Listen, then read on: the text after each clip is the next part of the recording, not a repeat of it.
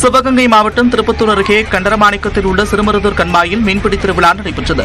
ஊத்தாக்குடை, பரி, வலை, கச்சா உள்ளிட்ட மீன்பிடி உபகரணங்களை கொண்டு மீன்களை பிடிக்க மக்கள் வந்தனர். ஆனால் கண்மாய் முழுவதும் தாமரை படர்ந்திருந்ததால் ஒரு சிலரை தவிர பலருக்கும் மீன்கள் சிக்கவில்லை. மீன்பிடிக்க ஆசையாக வந்த மக்கள் அதிக மீன் கிடைக்காததால் ஏமாற்றமடைந்தனர். உதகை அருகே சிங்காரா நீர்மின் நிலையம் செல்லக்கூடிய சாலையில் சிறுத்தை ஒன்று உலா வந்ததை கண்டு சுற்றுலா பயணிகள் அச்சமடைந்தனர். கடந்த சில நாட்களாக முதுமலை வனப்பகுதியில் மழை பெய்து வரக்கூடிய நிலையில் வன விலங்குகளின் நடமாட்டம் அதிகரித்துள்ளது. நிலையில் மசினக்குடியிலிருந்து மாயார் செல்லக்கூடிய சாலையிலும் சிங்கார் நீர்மின் நிலையம் செல்லக்கூடிய சாலையிலும் புலி, சிறுத்தை, யானை போன்ற வனவிலங்குகள் அடிக்கடி உலா வருகின்றன. இதனால் அந்த வழியாக செல்லக்கூடிய வாகன ஓட்டிகள் கவனத்துடன் இருக்க வேண்டும் என்று வனத்துறையினர் எச்சரித்துள்ளனர். தூத்துக்குடி மாவட்டம் ஓட்டப்பிடாரம் அருகே பூப்புனித மஞ்சள் நீராட்டு விழாவிற்காக மேளதாளங்கள் முழங்க ஆட்டம் பாட்டத்துடன் டிராக்டர்களில் சீர்வரிசை பொருட்கள் கொண்டுவரப்பட்டன.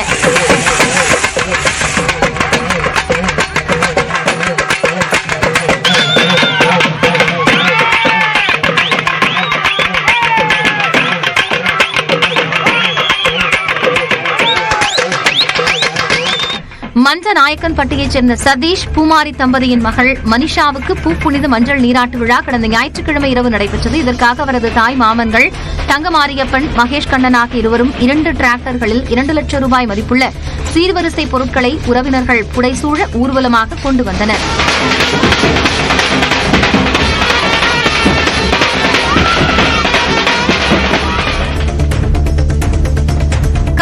மாவட்டம் உளுந்தூர்பேட்டை அருகே வீட்டு உபயோகப் பொருட்களை திருடிச் சென்ற இளைஞரை பொதுமக்கள் பிடித்து மின்கம்பத்தில் கட்டி வைத்து தாக்கினர்.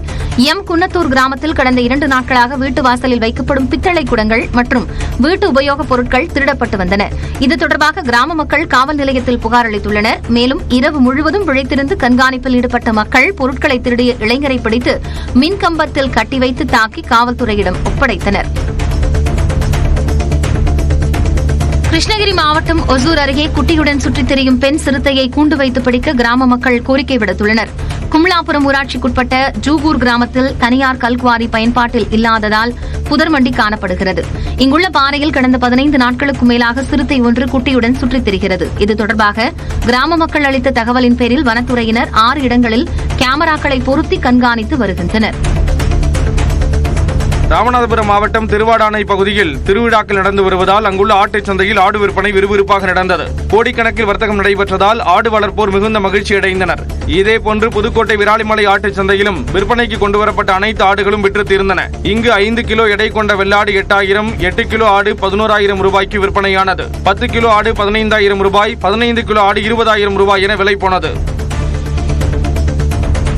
ஈரோடு மாவட்டம் சிவகரி அருகே இரட்டை கொலை நடந்த பகுதியை சுற்றியுள்ள சிசிடிவி காட்சிகளை ஒப்படைக்கும்படி மாவட்ட எஸ்பி சுஜாதா உத்தரவிட்டுள்ளார். முதிய தம்பதியான ராமசாமி, பாக்கியம் அடித்து கொலை செய்யப்பட்டதாக கூறப்படும் நிலையில் 12 தனிப்படை காவலர்கள் குற்றவாளிகள் குறித்து விசாரணை மேற்கொண்டுள்ளனர். இந்நிலையில் மாவட்டம் முழுவதும் பொது இடங்களில் வைக்கப்பட்டுள்ள சிசிடிவிகளில் கடந்த மாதம் 28, 29, 30 ஆகிய 3 நாட்களில் பதிவான காட்சிகளை இரட்டை கொலையை விசாரிக்கும் தனிப்படை காவலர்களிடம் ஒப்படைக்க காவல் நிலையங்களுக்கு எஸ்பி சுஜாதா உத்தரவிட்டுள்ளார். திருவண்ணாமலை மாவட்டம் சுயாற்றில் குழந்தையின் பிறந்தநாள் விழாவிற்கு வாங்கப்பட்ட தண்ணீர் பாட்டிலில் பல்லி இருந்தது அதிர்ச்சியை ஏற்படுத்தியுள்ளது. பிரதாப், அருணா தம்பதியின் மகள் தரணிகாட்சிக்கு ஞாயிற்றுக்கிழமை மாலை காந்தி சாலையில் உள்ள தனியார் திருமண மண்டபத்தில் பிறந்தநாள் விழா நடைபெற்றது. இதில் பங்கேற்றவர்களுக்கு உணவுடன் 1/2 லிட்டர் தண்ணீர் வழங்கப்பட்டது. இதில் ஒரு பாட்டிலில் பல்லி இறந்து மிதந்தது தெரியவந்தது. இது தொடர்பாக உரிய விசாரணை நடத்தி உரிய நடவடிக்கை எடுக்க வேண்டும் என்று உணவு பாதுகாப்புத்துறைக்கு மக்கள் கோரிக்கை விடுத்துள்ளனர். நீலகிரி மாவட்டம் முதுமலை சாலையில் 2 யானைகள் சண்டையிட்டுக் கொள்ள முயன்றதால் பரபரப்பு ஏற்பட்டது. ஞாயிற்றுக்கிழமை இரவு சாலையின் இருபுறங்களிலும் நின்றிருந்த 2 யானைகள் ஒன்றுடன் ஒன்று சண்டையிட்டுக் கொள்ள தயாராகின. ஒரு யானை முன்னோக்கி நடந்து வந்தால் மற்றொரு யானை பின்னோக்கி செல்வது என்று மோதலுக்கு தயாரானதைக் கண்டு அச்சமடைந்த சுற்றுலா பயணிகள் தங்களுடைய வாகனங்களை ஆங்காங்கே நிறுத்தினர். பிறகு யானைகள் தாங்களாகவே வனப்பகுதிக்கு சென்றதும் சுற்றுலா பயணிகள் நிம்மதியடைந்தனர். கடலூர் மாவட்டம் வடலூரில் ஹோட்டலில் சாப்பிட வந்த ஓய்வு பெற்ற BSNL அதிகாரியின் 12.5 சவரன் நகை திருடப்பட்டது குறித்து சிசிடிவி காட்சி அடிப்படையில் விசாரணை நடைபெறுகிறது. சென்னை ஒரகடத்தைச் சேர்ந்த சுகுமார் வீணங்கேணி கிராமத்தில் உள்ள தனது மகன் வீட்டிற்கு வந்துவிட்டு ஊர் திரும்பியுள்ளார்.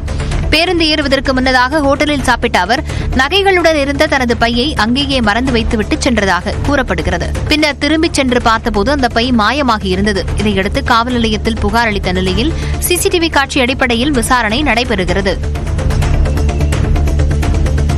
திருப்பத்தூர் மாவட்ட ஆட்சியர் அலுவலகத்தில் நடைபெற்ற மக்கள் குறைதீர்ப்பு நாள் கூட்டரங்கில் ஏசி காற்றில் தூங்கிய அதிகாரிகள் மீது நடவடிக்கை எடுக்க வேண்டும் என்று கோரிக்கை எழுந்துள்ளது.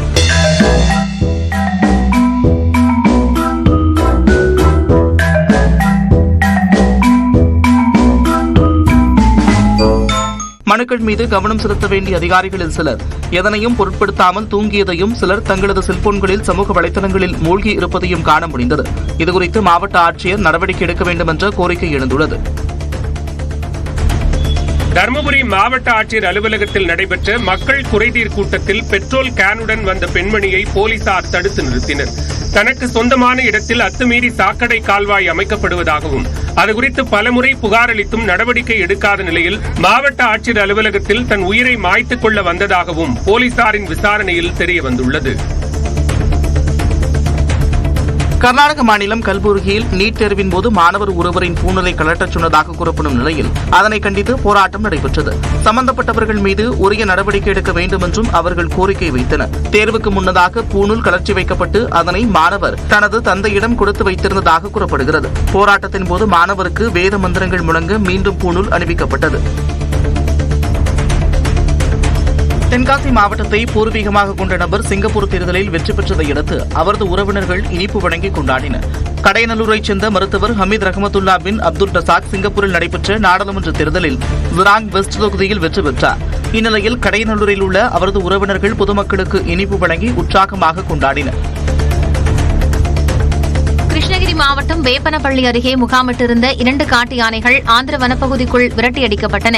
கடந்த சில நாட்களுக்கு முன்பு கட்டட மேஸ்திரியை தாக்கிக் கொன்ற ஒற்றை யானையும் கர்நாடக, ஆந்திர மாநிலங்களில் இருந்து வந்த 2 ஒற்றை யானைகளும் சிங்கிரிப்பள்ளி, நேர்லகிரி சுற்றுவட்டார பகுதிகளில் உலா வந்தன. இதனால் இந்த யானைகளை வனத்துறையினர் தீவிரமாக கண்காணித்து வந்த நிலையில் 2 யானைகள் ஆந்திர வனப்பகுதிக்குள் விரட்டப்பட்டன. பதிமடுகு வனப்பகுதியில் ஒரு யானை மட்டும் உலா வரும் நிலையில் பொதுமக்களும் விவசாயிகளும் எச்சரிக்கையுடன் இருக்குமாறு அறிவுறுத்தப்பட்டுள்ளனர். அவிநாசி மேட்டுப்பாளையம் சாலை விரிவாக்கத்திற்காக மரங்கள் வெட்டப்பட்டது தொடர்பாக தமிழ்நாடு அரசு அறிக்கை தாக்கல் செய்ய பசுமை தீர்ப்பாயம் உத்தரவிட்டுள்ளது. சாலை விரிவாக்கத்திற்காக ஆயிரக்கணக்கான மரங்கள் வெட்டப்பட்டது குறித்து தென்மண்டல பசுமை தீர்ப்பாயம் தாமாக முன்வந்து விசாரணைக்கு எடுத்தது. மரங்களை வெட்டுவதற்கு மாவட்ட பசுமை குழுவின் அனுமதியை தமிழ்நாடு நெடுஞ்சாலைத்துறை பெற்றுள்ளதா என்று தீர்ப்பாய நிதித்துறை உறுப்பினர் புஷ்பா சத்யநாராயணா, நிபுணத்துவ உறுப்பினர் சத்யகோபால் ஆகியோர் கேள்வி எழுப்பினர். விவரங்களை தாக்கல் செய்ய உத்தரவிட்டு வழக்கு விசாரணை தள்ளி வைக்கப்பட்டது. சென்னை பல்லாவரம் அருகே ஊராட்சி நிர்வாகம் சார்பில் கட்டப்பட்ட கான்கிரீட் கிணறு திடீரென இடிந்து விழுந்ததால் பரபரப்பு ஏற்பட்டது. திரிசூலம் பகுதியில் பொதுமக்களின் பயன்பாட்டிற்கென உள்ள பொது கிணற்றுக்கு கடந்த 2022ஆம் ஆண்டு 12,25,000 ரூபாய் மதிப்பீட்டில் மகாத்மா காந்தி தேசிய ஊரக வேலை உறுதி திட்டத்தின் கீழ் கான்கிரீட் சுற்றுச்சுவர் கட்டப்பட்டது. இந்த சுவர் பயங்கர சத்தத்துடன் இடிந்து கிணற்றுக்குள்ளேயே விழுந்தது. மேலும் அதன் அருகே உள்ள நியாய விலைக் கடையின் சுவரும் கிணற்று பக்கம் சரிந்தது. தகவல் அறிந்து வந்த ஊராட்சி மன்ற நிர்வாகத்தினர் பொக்லைன் இயந்திரம் கொண்டு மீட்புப் பணிகளை மேற்கொண்டனர். மயிலாடுதுறை மாவட்டம் கீழையூர் கிராமத்தில் சூறாவளி காற்றுடனான கனமழையால் அறுவடைக்கு தயாராக இருந்த வாழை மரங்கள் முறிந்து சேதமடைந்தன. சுமார் 200 ஏக்கர் நிலப்பரப்பில் வாழை சாகுபடி செய்துள்ள நிலையில் இரவு மழையின் போது திடீரென அடித்த சூறாவளி காற்றால் 100 ஏக்கரில் பயிரிடப்பட்டிருந்த வாழை பயிர்கள் முறிந்து வயலில் சாய்ந்தன. 10 மாதங்கள் கட்டி காப்பாற்றிய வாழை பயிர்கள் 2 மாதங்களில் அறுவடை செய்யப்பட இருந்த நிலையில் சேதமானதால் விவசாயிகள் வேதனை அடைந்தனர். திருச்சி மாவட்டம் உறையூரில் வீட்டில் சமையல் சிலிண்டர் வெடித்த விபத்தில் ஒருவர் காயமடைந்தார். சுந்தரம் என்பவர் வீட்டில் சமையல் செய்ய கேஸ் அடுப்பை பற்ற வைத்த போது சிலிண்டரில் வாயு கசிவு ஏற்பட்டு வெடித்து சமையல் அறை முழுவதும் தீ பரவியது. வீட்டில் இருந்த மற்ற அனைவரும் வெளியேறிய நிலையில் சுந்தருக்கு மட்டும் தீக்காயம் ஏற்பட்டது. தகவல் அளித்தும் தீயணைப்பு வீரர்களும் காவல்துறையினரும் அரை மணி நேரம் தாமதமாக வந்ததால் பொதுமக்களே அவரை மீட்டு மருத்துவமனைக்கு அனுப்பி வைத்தனர்.